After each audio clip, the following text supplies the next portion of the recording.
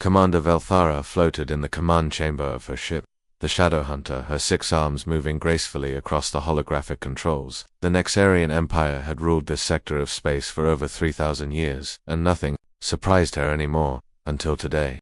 "Commander, we're picking up an unknown vessel at coordinates 77 Alpha," reported Subcommander Crixtal, his voice carrying the usual boredom of routine patrol duty. "It appears to be drifting without power." Velthara's large, multifaceted eyes focused on the tactical display. The ship was unlike anything in their databases, where Nexarian vessels were sleek and curved, flowing like living creatures through space. This thing was all sharp angles and brutal efficiency. It looked like someone had taken a mountain and carved it into a weapon. "Distance?" she asked, her mandibles clicking thoughtfully. 12,000 kilometers and closing. "Should we maintain safe distance?" Velthara studied the alien craft. It was massive, easily twice the size of her heavy cruiser, but it showed no signs of life. Scorch marks covered its hull, and she could see where micrometeorites had chipped away at the strange gray metal. Whatever this thing was, it had been through hell. No, she decided. "Bring us to within scanning range.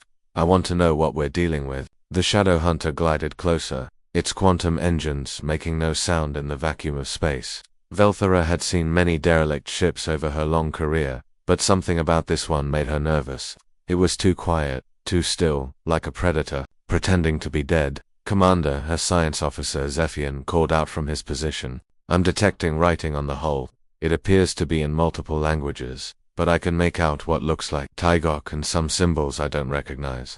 "Scan it," Velthara ordered, settling back into her command chair. "Full spectrum analysis. I want to know everything about this vessel. Power, systems, weapons, crew, complement, everything." The scanning beams lanced out from the Shadowhunter, invisible to the naked eye, but capable of penetrating deep into the alien ship's structure. What they found made the entire bridge crew exchange glances of disbelief. Commander Zephian reported, his voice carrying a note of amusement. "Their technology is ... primitive. Very primitive. Define primitive. They're using nuclear fusion reactors, Commander. Actual nuclear fusion. We haven't used that technology for over a millennium. And their weapons..." He paused, double-checking his readings. "They appear to be kinetic projectile launchers. No energy weapons at all, just tubes that shoot metal at things." A ripple of laughter spread through the bridge. Lieutenant Crixie, at the tactical station, shook her head in disbelief. "Commander, their armor is just metal plating. Thick metal plating, but still just metal. No energy shields, no adaptive defenses. It's like they're still living in the Dark Ages." Velthara's mandibles clicked in what passed for laughter among her species. The Nexarian Empire had conquered dozens of worlds, each one putting up fierce resistance with plasma cannons, quantum disruptors, and shield technology that could deflect small asteroids. This ship looked like it had been built by children playing with scrap metal. "Any signs of life?" she asked. "Negative, Commander. The ship appears to be in some kind of hibernation mode. Life support is minimal, and I'm detecting what looks like cryogenic chambers. Lots of them. Cryogenic sleep," Velthara mused. "How quaint. They freeze themselves to travel between stars instead of using proper time dilation fields." Her tactical officer Brixtel leaned forward in his chair. "Commander, with respect, this could be valuable. If these humans are as primitive as they appear, they might make excellent workers for our mining operations, and their ship, while crude, is remarkably large. We could strip it for raw materials." Velthara nodded slowly. The Nexarian Empire was always in need of new slave species, and primitive races were often the most compliant. They could be awed into submission with a simple display of superior technology. "Begin a detailed scan of their crew compartments," she ordered. "I want to know how many of these humans we're dealing with and scan their computer systems. Even primitive species keep records of their worlds and populations." As the scanning beams intensified, probing deeper into the human vessel, none of the Nexarians noticed the subtle change in the ship's energy signature. Deep within the Tygok systems that had been dormant for months began to wake up. Emergency. Power flickered to life in corridors that had been dark and cold. Computer cores that had been running on minimal power suddenly surged to full capacity. In the ship's central AI core, a synthetic consciousness named Guardian processed the scanning beams and classified them as hostile intrusion. Protocol 7 had been triggered, and after months of patient waiting, the Predator was finally ready to reveal its true nature. The Nexarians had made a fatal mistake. They had assumed that sleeping meant helpless. They were about to learn the difference between a ship that was dead and a ship that was simply waiting for the right moment to strike. Captain Lee Hyenwoo felt like he was drowning in ice water as the cryopod's lid hissed open. The metallic taste in his mouth was so strong he could barely breathe, and his vision blurred as emergency lights painted everything in blood red. Ice crystals fell from his uniform like tiny diamonds as he struggled to sit up, his muscles screaming in protest after months of frozen sleep. "Captain, can you hear me?" The voice seemed to come from far away, but he recognized it as Dr. Kim Nara, the ship's medical officer. Her hands were steady as she helped him out of the pod, but he could see the worry in her eyes. "How long?" he managed to croak, his voice sounding like gravel in a blender. 7 months, 2 weeks, 3 days, she replied, handing him a warm towel. "Sir, we have a situation." Around the command deck, other cryopods were opening with sharp, hissing sounds. His crew emerged like ghosts from their frozen graves, stumbling and shaking as their bodies remembered how to be alive. Some were coughing up the blue preservation fluid, while others just stood there, staring at nothing as their minds caught up with reality. Lieutenant Park Min-ho was already at his station, his fingers flying over the controls despite the fact that he'd been unconscious just minutes ago. That was Min-ho for you, always the first to get back to work. His face was pale but determined as he pulled up the tactical display. "Sir, we've got company," Min-ho said, his voice tight with tension. "Multiple alien vessels, unknown design. They've been scanning us for the past 10 minutes. Our automated defense systems woke us up." Lee pushed himself to his feet, ignoring the way his legs shook. He'd been in cryosleep before, but never for this long. His body felt like it belonged to someone else, and his thoughts were moving through thick fog. But the word alien cut through everything like a laser beam. "Show me," he ordered, accepting a hydration pack from Sergeant Choi Jung-soo, his aide. The sweet liquid tasted like heaven after months of nothing, and he could feel his brain starting to work again. The main screen flickered to life, showing the dark expanse of space around their ship. At first, Lee saw nothing but stars. Then Min-ho highlighted the contacts, and Lee's blood ran cold. 12 ships, arranged in a perfect circle, around the Taigok like sharks surrounding wounded prey. "They're not trying to hide," observed Lieutenant Commander Yoon Hae-jin, the ship's tactical officer. She was still pulling on her uniform, but her eyes were sharp as she studied the formation. "This is either a greeting party or a hunting pack. Given that they've been scanning us without permission, I'm voting for hunting pack," muttered Chief Engineer Bae Sung-ho from his position near the power distribution panel. His hands were already working to bring more systems online, decades of experience guiding him, even while his mind was still foggy from cryosleep. The ship's AI guardian suddenly spoke in its eerily calm voice. The synthetic tone always reminded Lee of his grandfather, which was probably intentional. "Captain, hostile scanning detected. Unknown vessels have been conducting deep penetration scans of our hull, weapons systems, and crew compartments for 11 minutes and 47 seconds. This constitutes a Level 7 threat under Terran Defense Protocol." Lee felt his stomach drop. Protocol 7 meant one thing: hostile first contact with unknown aliens. It was the scenario every deep space captain dreaded, the one they trained for but hoped never to face. "What's our status?" he asked, settling into his command chair. The familiar weight of command helped clear his head, pushing away the last of the cryofog. "Main engines are online, but we're only at 60% power," reported Bae from engineering. "Give me another 10 minutes, and I can get us to full capacity." "Weapons?" Lee asked. "Kinetic batteries are charged and ready. Point defense systems are active. The big guns will need another few minutes to warm up," Yoon replied, her fingers dancing over her console. Sir Min-ho interrupted. "I'm picking up communications between the alien vessels. It's encrypted, but Guardian is working on it."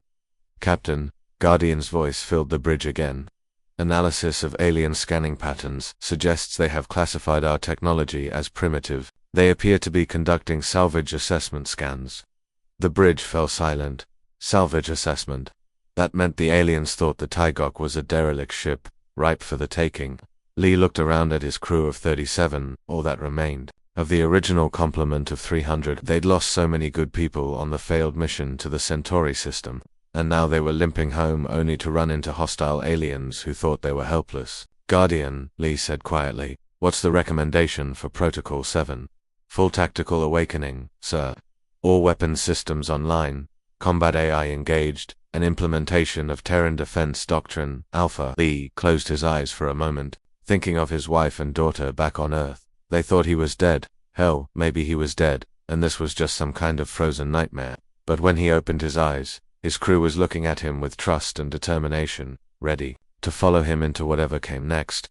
These aliens had made a mistake. They'd scanned a human warship without permission, and now they were treating it like salvage. They probably thought humans were primitive, helpless, easy prey. They were about to learn that there was a big difference between sleeping and being dead. "Do it," he said quietly. Guardian's response was immediate. "Acknowledged, Captain. Initiating full tactical awakening. Welcome back to the war." The first boarding pod slammed into the Taiguk's hull with a metallic clang that echoed through the ship's corridors. Commander Velthara watched from her command chair as 12 more pods followed, each one carrying her finest warriors. The pods looked like giant mechanical ticks, their cutting arms spinning as they bit through what the Nexarians believed was primitive human armor. "Breach in 30 seconds, reported her boarding commander, Captain Tishrak, his voice crackling through the communication system. "Atmospheric readings show standard oxygen-nitrogen mix. These humans breathe the same air we do. How convenient." Velthara's mandibles clicked with satisfaction. "Remember, we want some of them alive for questioning. Use stun weapons only. Their primitive brains might hold useful information about their home world." What she couldn't see was Sergeant Kim Dae-ho crouched in the shadows of Cargo Bay 7, his pulse rifle charged and ready. The big Korean had been awake for exactly 23 minutes, but his mind was crystal clear. 20 years of military service had taught him that the enemy always underestimated human stubbornness. "Ghost team, sound off," he whispered into his throat mic, his voice barely audible even to himself. "Ghost 2, ready," came the reply from Corporal Oh Min-young, positioned behind a stack of supply crates 40 meters away. "Ghost 3, locked and loaded," reported Private Shin Woo-jin from his perch in the overhead maintenance tunnel. "Ghost 4, in position," confirmed Private Park So-young from her hiding spot near the main entrance. 4 soldiers against an entire boarding party. The odds were laughable, but Kim had learned long ago that odds were just numbers, and numbers lied.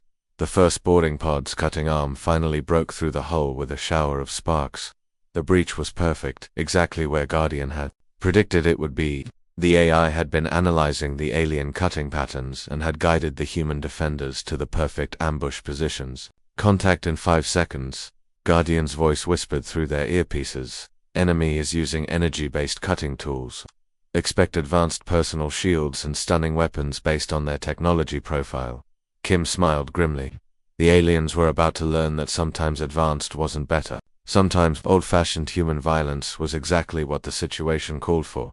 The boarding pod's door exploded outward, and 6 Nexarian soldiers poured through. They moved with the fluid grace of beings who had never lost a boarding action, their energy weapons glowing softly in the dim cargo bay lighting. Their armor was sleek and form-fitting, designed for mobility rather than protection. The first alien through the breach was tall and thin, with 4 arms that moved independently as he scanned the cargo bay with what looked like a sophisticated sensor device. His partner was shorter but broader, carrying what was obviously some kind of stunning weapon that hummed with barely contained energy. "Area appears clear," the lead alien reported in perfect English, his voice translated by some kind of universal device. Beginning systematic search for Kim's rifles spoke first, a sharp crack that echoed through the cargo bay like thunder. The electromagnetically accelerated round wasn't just a chunk of metal. It was a smart projectile, guided by an AI targeting that adjusted its trajectory 3 times during the half-second flight. The round punched through the alien's energy shield like it wasn't even there, then through his armor, then through his chest. The alien looked down at the hole in his torso with something that might have been surprise before he collapsed. "Contact," the second alien shouted, bringing his stunning weapon to bear. But Oh Min-young was already firing from her position, her rifle spitting a 3-round burst that turned the alien's weapon into scrap metal and his weapon arm into something that used to be functional. The remaining 4 aliens tried to take cover, but the cargo bay had been specifically prepared for this moment. Every crate, every bulkhead, every piece of equipment had been positioned to create perfect killing fields with no real cover for the attackers. Shin Woo-jin dropped from the ceiling like a mechanical spider, his combat knife finding the gap in an alien's neck armor before the creature even knew he was there. Park So-young's grenade launcher spoke twice, filling the air with explosive fragments that shredded the aliens' fancy energy shields and left them exposed to conventional weapons fire. The entire fight lasted less than 30 seconds. Ghost lead. To all teams, Kim reported, stepping over the alien bodies. Cargo 7 is clear. Enemy weapons are ineffective against prepared positions. Repeat, their stun weapons can't penetrate standard cover. Similar reports came in from all over the ship. The aliens had expected to face confused, frightened humans with primitive weapons. Instead, they found professional soldiers who had turned the Taigok into a death trap. In Corridor 12, Lieutenant Commander Yoon Hai-jin led her team in a fighting retreat that drew the aliens into overlapping fields of fire. The Nexarians followed confidently, their energy shields sparkling as they deflected what they thought were simple kinetic rounds. They didn't realize until too late that the rounds were adjusting their approach angles, finding gaps in the shields that shouldn't have existed. In Engineering Section 4, Chief Bae Sung-ho had turned the maintenance tunnels into a maze of death. The aliens entered expecting to find panicked humans hiding behind primitive equipment. Instead, they found motion sensors, automated gun turrets, and explosive traps that had been crafted from spare parts and pure human ingenuity. The Nexarians had brought stunning weapons designed for capturing slaves. The humans brought rifles, designed for killing enemies. The outcome was never really in doubt. Commander Valthara watched her tactical display in growing horror. As one boarding team after another went silent, these weren't supposed to be warriors.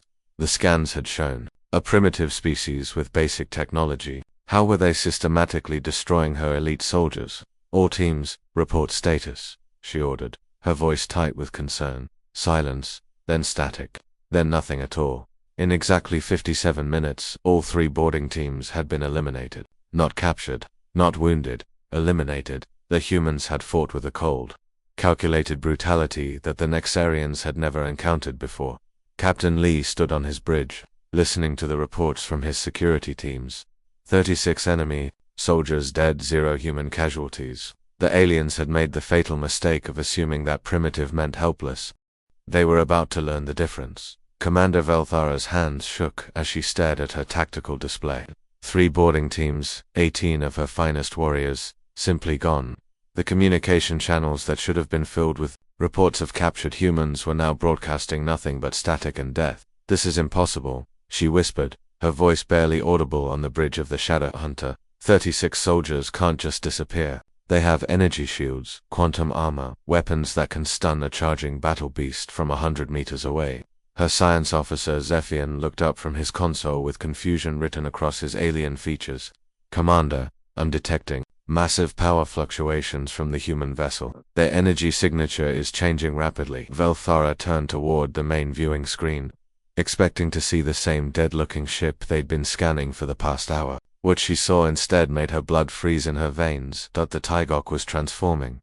What had looked like simple metal plating was shifting and flowing like liquid mercury. Sections of the hull that had appeared to be damaged were sealing themselves, while other areas were opening to reveal chambers that definitely hadn't been there before. The ship wasn't just powering up, it was reshaping itself into something entirely different. By the void, breathed Lieutenant Krixina from the tactical station commander. Their hull is made of some kind of adaptive material. It's been disguised this entire time. Hidden weapon ports were opening all along the human ship's hull, revealing not the primitive kinetic launchers they'd detected earlier, but massive barrel-like structures that hummed with barely contained energy. The ship looked less like a wounded animal now and more like a predator that had been pretending to sleep. On the bridge of the Taigok, Captain Lee Hyanwoo stood with his hands clasped behind his back, watching the alien fleet through the main screen. His crew moved around him with practiced efficiency, their movements sharp and purposeful now that the cryo fog had completely cleared from their minds. Guardian, he said quietly, his voice carrying the weight of command, show them what they've awakened. Acknowledged, Captain, the AI replied in its calm, measured tone, activating full combat configuration. Metamaterial hull reconfiguration complete. All weapon systems online and ready for engagement. The transformation was beautiful and terrifying at the same time. The Taigok had been designed not just as a battleship, but as a deep space weapons platform capable of fighting unknown threats in the darkness between stars. Every system had been built with one purpose in mind, overwhelming firepower combined with adaptability. Lieutenant Osu Jin at the weapons console was no longer the sleepy woman who had emerged from cryosleep an hour ago. Her eyes were sharp and focused as she worked her controls, targeting solutions appearing on her screens faster than most people could read them. Captain, she reported, her voice steady despite the magnitude of what they were about to do. I have targeting locks on all 12 enemy vessels. Primary weapons charged and ready. Shall I prioritize the command ship? Negative, Lee replied, studying the alien formation. They came here expecting easy prey. Let's show them what human prey looks like when it's cornered. The first weapon to fire wasn't the largest, but it was the most devastating.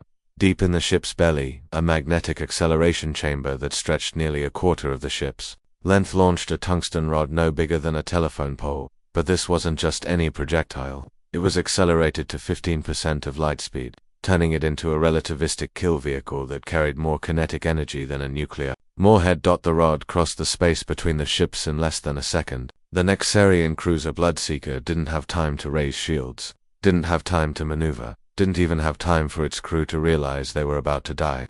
The tungsten rod struck the ship amidships and simply erased it from existence, turning several thousand tons of alien technology into expanding plasma and debris. Target eliminated, Oh Soo-jin reported with professional calm, as if she hadn't just vaporized an entire starship with a single shot. The second Nexarian vessel, the heavy cruiser Dark Predator, managed to raise its quantum shields just as the Taeguk's secondary weapons opened fire, but the humans weren't using simple kinetic weapons anymore. A swarm of adaptive munitions spiraled out from hidden launchers, each one guided by its own AI and capable of adjusting its approach based on target defenses. The alien shields flared, brilliant blue as they absorbed the first wave of impacts. Then the second wave hit, and the third, and the fourth. Each successive impact found weaknesses in the shield matrix, exploiting microscopic gaps and resonance frequencies that the munitions calculated in real time. When the shields finally collapsed, the remaining munitions punched through the ship's hull like armor-piercing needles, detonating inside vital systems. The Dark Predator listed to port, atmosphere bleeding from dozens of holes, its quantum engines flickering and dying. The third ship, the destroyer, Swift Death, tried to run. Its captain, seeing two ships eliminated in as many minutes, ordered full retreat, but the Taeguk had one more lesson to teach. Twin-directed energy beams lanced out from the human ship, not the crude lasers the Nexarians had expected, but focused particle beams that could punch through planetary crust. The beams caught the fleeing destroyer as it tried to turn away, slicing through its hull like a hot knife through butter. The ship broke apart in a silent explosion, its reactor containment failing and turning the destroyer into a brief artificial star. 3 targets eliminated, Oh Soo-jin announced, her fingers already moving to acquire new targets. 9 remaining vessels are attempting to withdraw. Shall I pursue?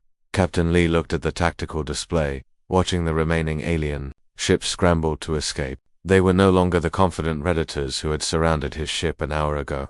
Now they were prey, running from something they didn't understand and couldn't fight. Negative, he said finally. Let one of them go. They need to carry a message back to their people.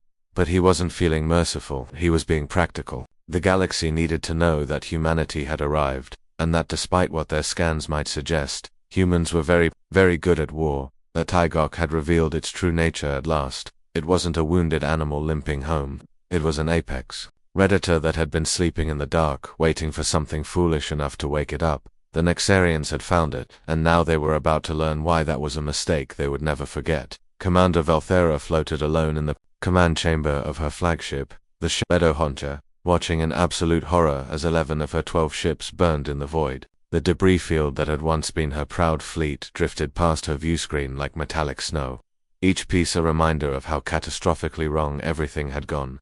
Her communication officer, Sub-Commander Crixtal, was hunched over his console, his forehands shaking as he broadcast on every frequency the Nexarian Empire used. His voice cracked with terror as he spoke words that would change the galaxy forever. Emergency broadcast to all Nexarian forces, all Imperial fleets, all civilized species monitoring this frequency. He transmitted, his usual military composure completely shattered. We have encountered a new species calling themselves humans. Do not approach their vessels. Do not scan their ships. Do not attempt to board them under any circumstances. They are not prey. They are apex predators. Valthara wanted to order him to stop, to maintain some dignity in defeat, but the words stuck in her throat. How could she argue with the truth? 36 of her finest warriors were dead. 11 ships had been destroyed in less than 10 minutes, and all by a single vessel they had dismissed as primitive scrap metal. The human ship, the Taigok, hung in space before them like a mechanical god of war. Its hull had completely transformed, no longer the scarred and battered wreck they had first discovered. Now it gleamed with adaptive armor that shifted and flowed like living metal. Weapon ports bristling along its length like the spines of some cosmic predator. A commander, her tactical officer, whispered, his voice barely audible, "They're targeting us." Velthara looked at her display and saw the truth of it. Targeting lasers from the human ship were painting her hull, calculating firing solutions for weapons that could erase her from existence with the same casual efficiency they had shown her fleet. Yet they weren't firing.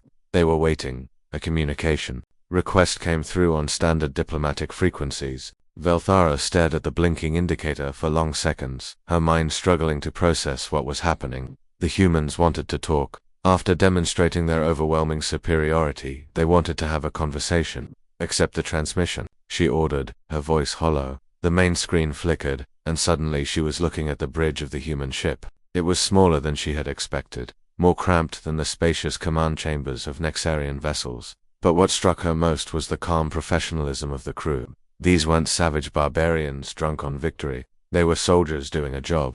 The human captain stepped into view, and Velthara felt a chill run through her body. He was younger than she had expected, with dark hair and intelligent eyes that seemed to see right through her. When he spoke, his voice was quiet and measured, which somehow made it more terrifying than any scream of rage would have been. "Commander," he said, and somehow he knew her rank without being told. "My name is Captain Li Huanwu of the Terran deep space vessel. You scanned our ship without permission. You attempted to board us with hostile intent. Your mistake was assuming we were helpless because we were sleeping." He paused, letting those words sink in, and Velthara realized the horrible truth. That humans hadn't been caught off guard. They had been waiting. All of it, the apparent vulnerability, the primitive technology readings, even the way they had positioned themselves in this sector of space, it had all been deliberate. "We weren't hiding from you," Captain Lee continued, his tone never changing from that calm, professional cadence that made her blood freeze. "We were waiting." Behind him, Velthara could see his crew working at their stations with practiced efficiency. The weapons officer, a young woman with sharp eyes, kept glancing at her targeting display. The tactical officer was monitoring the movements of the Shadow Hunter, tracking every course correction and power fluctuation. These humans were predators, and they were very, very good at their job. "You could destroy us," easily Velthara managed to say, her voice barely steady. "Why are you talking instead of shooting?" Captain Lee's expression didn't change, but something shifted in his eyes. "Because I need a messenger," he said simply. "Return to your people, Commander.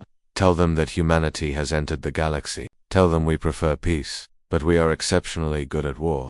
He stepped closer to the camera, and for a moment Velthara felt like she was staring into the eyes of death itself. "Tell them that the next time they encounter a human vessel, they should ask permission before they scan it. Tell them that courtesy is not weakness, and that sleeping does not mean helpless." The transmission cut off, leaving Velthara staring at empty space for long moments. Nobody on her bridge spoke.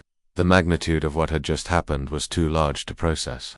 They had encountered humanity's first contact with their species, and it had been a complete disaster. "Commander," her navigation officer said quietly, "shall I set course for home?" "Yes," she whispered, then louder, "Yes, maximum speed, and continue broadcasting the warning. Every ship in the sector needs to know." The Shadow Hunter limped away from the debris field, its quantum engines straining as it fled toward home. Behind them, the human ship watched them go with the patience of an apex predator that knew it had made its point. On the bridge of the Taigok, Captain Lee watched the alien ship disappear into hyperspace, carrying a message that would spread through the galaxy like wildfire. Soon, every major power would know that humanity had arrived, and that despite appearances, they were not to be trifled with. "Sir," Lieutenant Oh Sujin said from her weapons station, "should we pursue? We could easily catch them before they jump." "No," Lee replied, settling back into his command chair. "We've made our point. Let them go." He looked around at his crew. These 37 survivors who had just announced humanity's presence to the galaxy in the most dramatic way possible. They had been heading home from a failed mission, expecting to drift through space until rescue arrived. Instead, they had become the first human ambassadors to an alien civilization. "Guardian," he said to the ship's AI, "set course for Earth. Best possible speed." "Course laid in," Captain Guardian replied. "Estimated time to Earth. For months." 2 weeks, Chief Engineer Bei Song-ho called from his station. What do we tell command when we get home? That we started a war with aliens? Lee considered the question carefully. They had been scanned without permission, boarded with hostile intent, and attacked by beings who saw them as primitive prey. The response had been swift, decisive, and overwhelmingly effective. Most importantly, it had been necessary. We tell them the truth, he said finally. We tell them that humanity has been noticed by the galaxy, and that our reputation precedes us now. We tell them that we prefer peace, but we're ready for whatever comes next. The Taigok aligned itself with Earth's distant beacon and began its long journey home, leaving behind a debris field and a warning that would echo across the galaxy for generations to come. Commander Velthara's message would spread from world to world, species to species, until every civilized race knew the truth about the newcomers from the small blue planet. Humans don't just fight to win battles, they fight to end wars. And sometimes, the best way to end a war is to make sure it never starts in the first place. The end.